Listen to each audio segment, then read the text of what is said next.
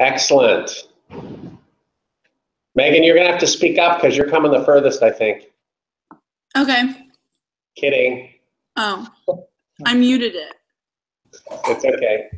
Hey, Patrick. How you doing, Professor? Good. All right. Welcome, everybody. Welcome, both groups. It's a treat to see you guys in person, those of you who are here. Apropos to that point, next semester I'm actually teaching not online. If you're interested in taking Econ 201, I will reserve you a seat. Even if it's closed, I'll let you in. So I am. Just contact me if you need help. So aside from that, probably the reason you guys are here has to do with the exam. So I thought that's what we would spend our time talking about. I made up the exam yesterday. I think it's pretty straightforward. Let me show you. I'll show you the exam. Good idea. All right. Now, where did you go? Are you hiding here? There you are. That's not what we need to look at. Here we go. Okay, so the exam covers all the material since the last exam. So it's topic 5, which was the introduction to macroeconomics. Topic 6, how do you tell the state of the economy? And topic 7, the role of government. Okay, so for topic 6, mostly all you need to study is these notes that I put up online. If you have any questions about those, we can talk about them tonight. The material for topic 7, I think that's 7, no, I guess that's 6, sorry. How do you tell the state of the economy is the 2 modules called macro measures. Okay, so it's basically GDP, GDP growth, unemployment and inflation and price indices. Some of those things are typical things that students have trouble with, so I'm happy to help you out there. And then the last one is the role of government. That is the first 2 sections of the module on fiscal policy. The first one looks at the federal budget, where the federal government gets its money from and what it spends it on. And the second one is the state and local budgets. Okay, so having an understanding of what the big ticket items are in those areas.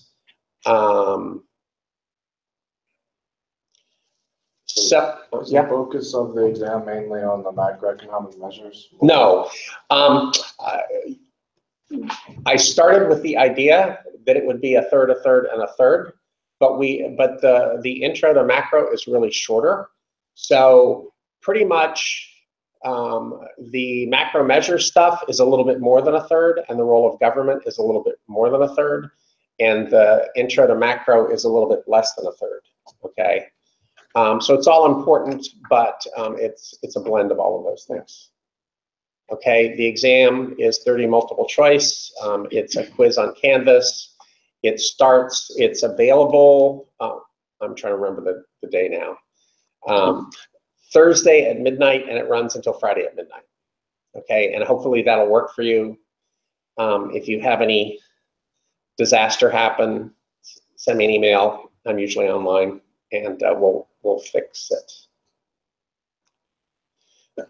Okay. Yeah. Yes. One question on measures. Yeah. You had mentioned earlier in the class that there wasn't going to be a big focus on the math, doing that kind of stuff, but using the nominal versus real GDP and leveraging the GDP deflator to determine what the nominal is versus the real, would that be part of the test, doing that? Yes, it would. Okay, but that's pretty simple math. It's either multiplying or dividing. Yeah. It's pretty straightforward. That's a good question, though. So what other questions come to mind? Are there any more math problems that we need to look over? Like unemployment or the... No, you don't have to calculate any. The only thing that you would have to calculate is real GDP from nominal, or nominal from real, or figure out what the price index is. If I give you real and nominal, you just divide them. The only trick, if there's a trick, is to remember that price indices are always multiplied by 100.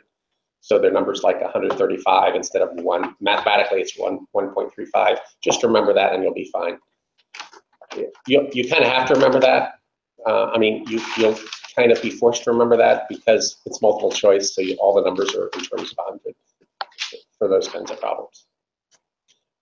The unemployment, any other questions about unemployment or conceptual questions? You know, who's included, who's excluded? In terms of the broadcast we had to listen to about FEMA and financing for that, in particular, are these going to be more like general, like, did you understand what they were talking about, or is it going to be like specific points? It's in general what they're talking about. Okay. Yeah, unless we talk about it. If it's important enough, we'll talk about it on a weekly hangout. If it's not, if we don't talk about it, then I'm not going to ask you any detailed questions about it.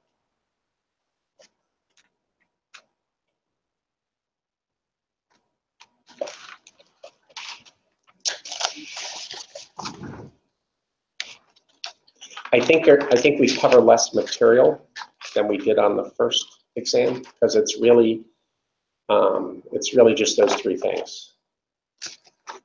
That one module is pretty big. Which one? the macro measures. Yeah, the macro measures. Yeah. But it had more than most of the other. It boils down to inflation, unemployment, and GDP growth, and that's it.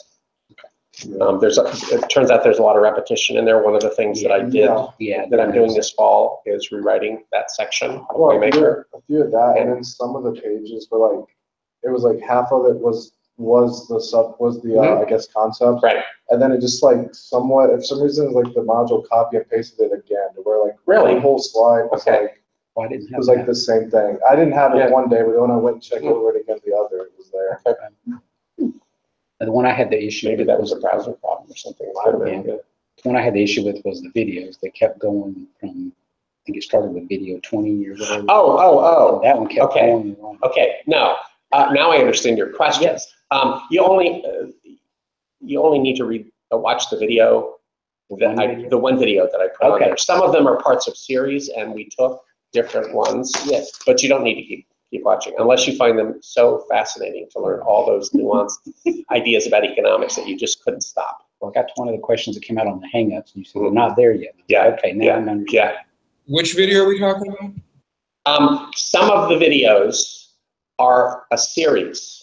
They're one of many videos in a series, and depending on how they're embedded, sometimes when you're done with the first video, it just goes on to the next one in the series. So don't worry about the next one. Is all I'm saying.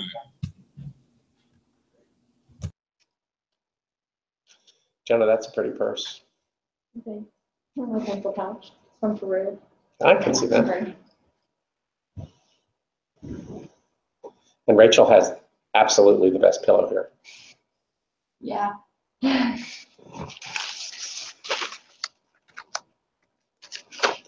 Megan, you there? Yep. I just have a quick question. You awake? Yes. For the video, is it just under like the modules? Say that again. The video, like that you guys were talking about, is it under like a certain module? It's in one of the modules, yeah. One of them? Okay. Macroeconomic measures. Yeah. Oh, perfect. Thank you. Now, that was one of the things on one of the quizzes that, one of the questions, and I got it wrong multiple times and it never made sense to me why that wasn't an answer, but it was like, I think it was in the computation of GDP, which one of these is included. Okay. And, Is included. yes, Yeah, is okay. included. And the value of tax imports, I think, is one of the choices, or not tax imports, the value of imports was one of the choices. And it chose that as a wrong answer. There was a different answer that was correct. Yeah. That's what I was reading. Okay. Unless I made an error. Yeah. Imports are subtracted because it's net exports. Right. But I'd have to see the question. I'll see if I can. Yeah, that would be great. I mean, you don't have to do it now, but just for next time. Do we have to know anything about fiscal policy?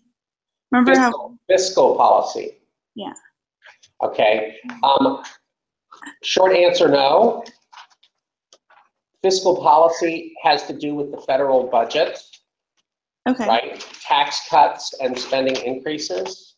What you do need to know about is the first two sections of the fiscal policy module. The first section is about the federal budget, and the second section is about state and local budgets. But that's really more stuff that an educated citizen should know. Okay. You know, where do taxes come from, and how much money does the government spend on, say, national defense versus Social Security, those things. Okay, cool. Okay. Thank you. I'm always amused. You might find this interesting. How people say we need to balance the budget by cutting foreign aid.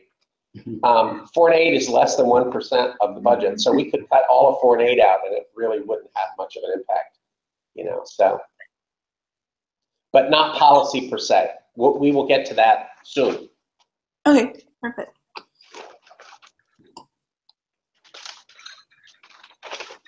Are there any statistical questions in terms of like in recent years there's been an increase in so and so and?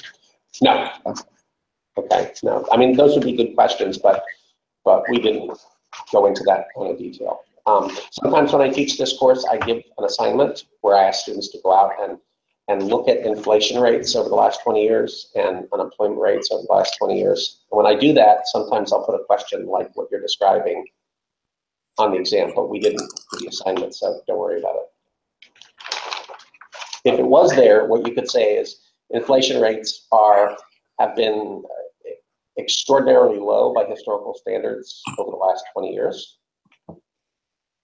It's a non-issue. Are there any questions on there that like the last one where it kind of built off the one before? No, there aren't any problems. The closest thing to that is I think there's one or two of the true-falsy ones that are multiple parts basically, but no more than that. There will be some problems on the final, so you need to, you know, we're not giving up on that approach, but not on this exam. So this is the last one before the final. Correct. What about stuff like there's a lot of focus on what percentage of the GDP was broken up into these different categories? I don't think I asked a specific question about that, but it's useful to know that by far the largest share is consumer spending. I mean, that's like 70% right now. Investment spending and government spending used to be around each the same size, around 18%.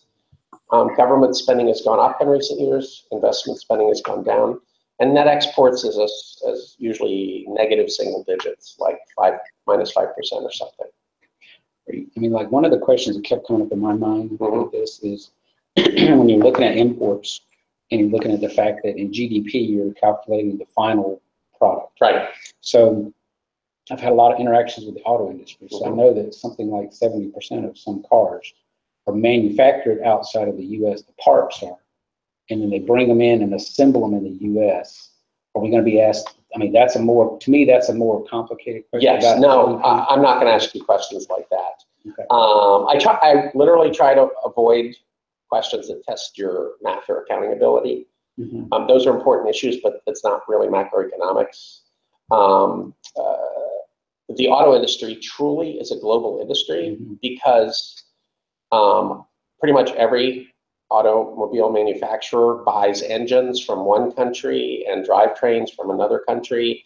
And so to talk about an American car, it doesn't really mean much anymore. You know, is a Toyota that's made in Tennessee an American car? You know, so it's that kind of a question has been kind of superseded by real life. But that's where I got to thinking about the GDP and how all that applies to the GDP. It's quite fascinating. Other questions? Is there anything on the test about the supply demand model of labor market, like equilibrium wage, anything like that? No. No, we will talk about that later in context when we start talking about economic policy and unemployment issues and things like that. Is Diane Rehm still on the air? Yes, but only as a podcast. You know, it's possible that she would come in for some special event, but. Is there anything on there like about like something shifts right or left, like last week, like the last exam, or is that? Let's see. There aren't really any models in this material, so the only graphs that I can imagine would be like looking at the unemployment rate over time, and I can't think of how I would ask you to shift that. So I think the answer is no to your question. Okay, cool. Thank you.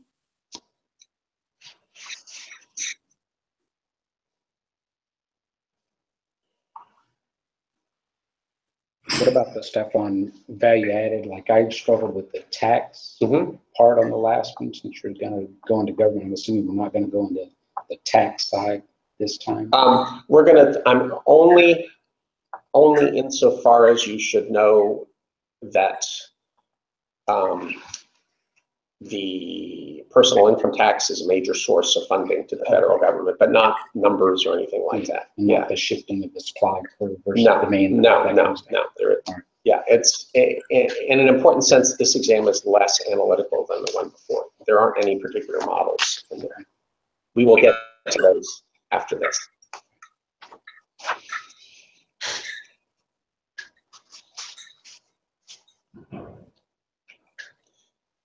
Wake up, Robert.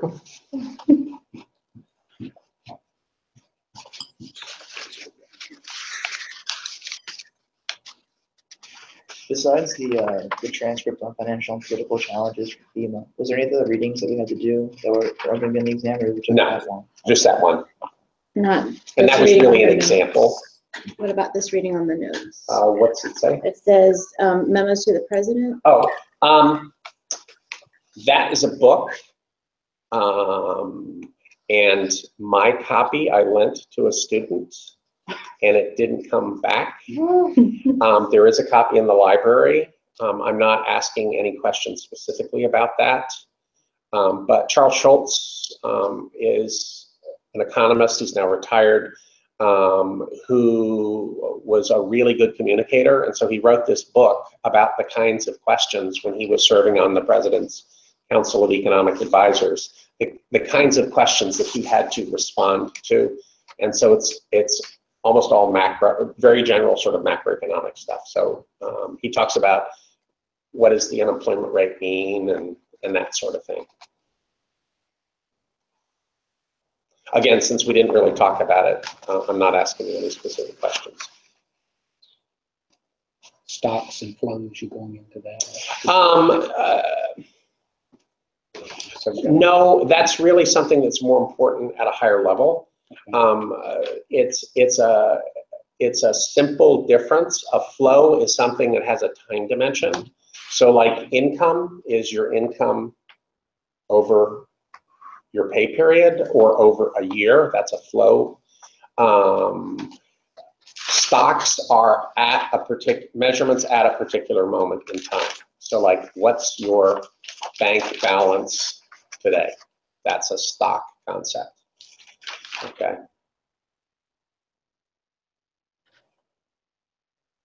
But there's a lot of detail on this. How many houses do you own? That's a stock concept. Sorry. There was a lot of emphasis on the Census Bureau and the different bureaus and how they track the different economic indicators, right? Kind of timelines. And you need to. No. Okay. I mean, I think it's important to know where the numbers come from. I try to avoid asking questions that you could Google an answer to, because I mean, I try, and in my upper level classes, I'm much more successful at it, because we all know how to look stuff up. But I really want you to try to understand the fundamental concepts. So.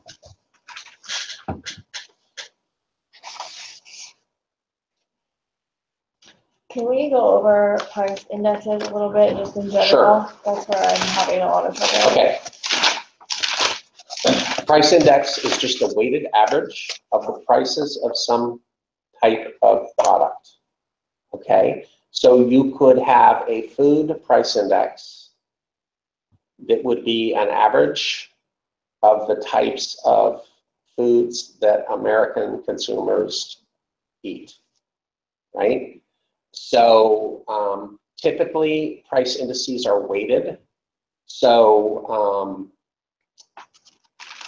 caviar might be something that some Americans eat, but so few Americans eat caviar that it would have a very small weight in my budget and in a food price index, for example. Okay,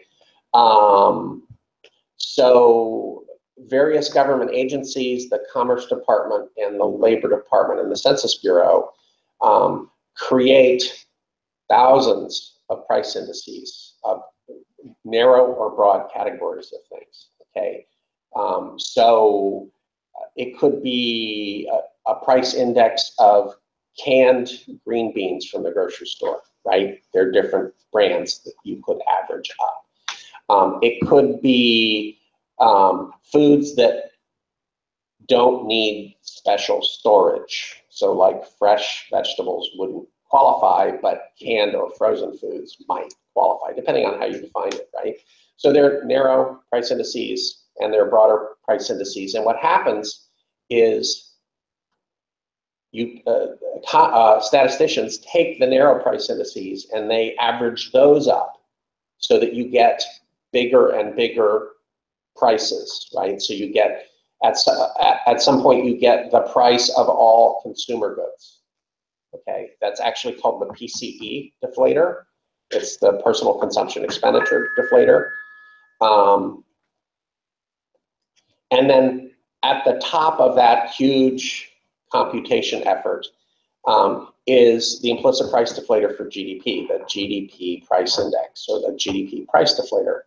Okay, that's the broadest measure of prices in the economy. It includes, it's conceptually the average price of everything included in GDP. Okay, and again, it's a weighted average. So price indices measure average prices of something at a particular point in time, like 2017 or November 2017, or, I mean, it can be as, I mean, if you're looking at something really narrow, it could be priced at the end of the day of something, okay? Inflation rates are always the percentage change in some price index. So when we talk about inflation in the US, typically we mean one of two things. We either mean the percentage change in the consumer price index, because the consumer price index measures the average price of the things that consumers typically buy, or economists like to use the GDP deflator, because the GDP deflator includes some things that are not included in the consumer price index. Okay, either one can be right depending on the purpose that you're interested in.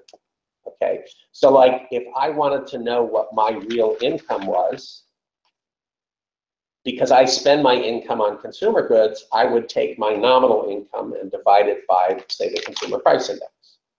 But if I wanted to know what inflation was nationwide for all purposes, then I would probably look at the percentage change in the GDP deflator, because it's a better price deflator, a price index to use for the purpose that I'm interested in. Price deflator and price index are synonyms.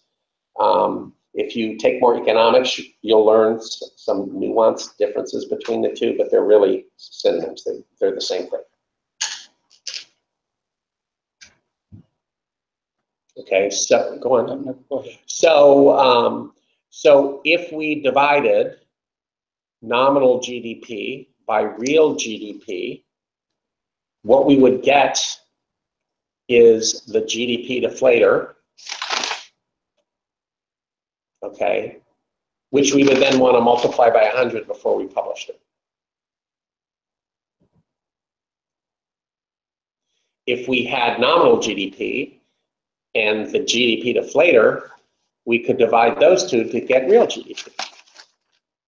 It comes from that simple equation that nominal equals real times the price index. So you would have to have two of those three variables to figure out what the third one is.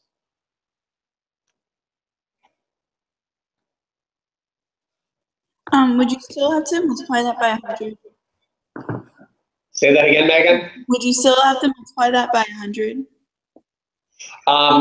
Like both of them? Yes, yeah. Depending on which way you went. If I gave you the price index and said the price index is like 125, then you would tell yourself, oh, I need to divide that by 100 to use, you know, but yeah.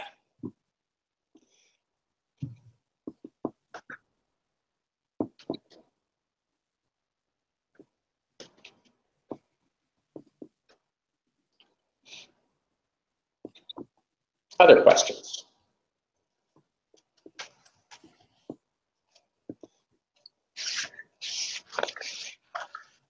The opportunity cost of me being here tonight is that my son is cooking dinner for us. And he's not a bad cook, but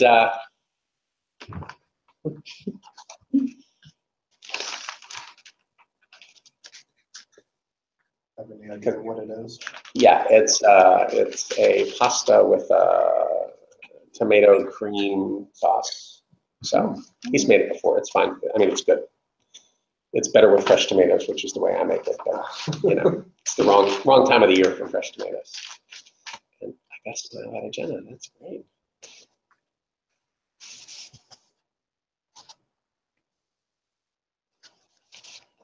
Also, I would throw in a salad, but Salad is so good. I know. But he doesn't think about those things. He's a meat and potatoes guy. So.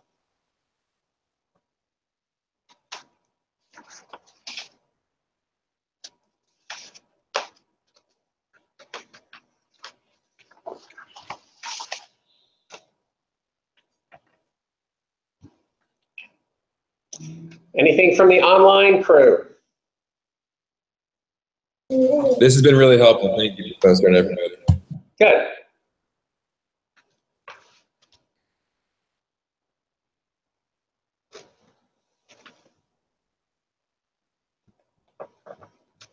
If you're studying tomorrow, I'm going to be sitting at my kitchen table for most of the day grading papers for another class. So if you have questions, feel free to shoot me an email or something, or we could talk by phone if you want to do that. I won't have the World Series to distract you by tomorrow. Is the tutoring tomorrow as well? Tutoring is tonight, I think. It's Wednesdays. Oh. Yeah, it's actually going on right now. This is like 6 until 8. Right? So you still have time to run downstairs. Yep.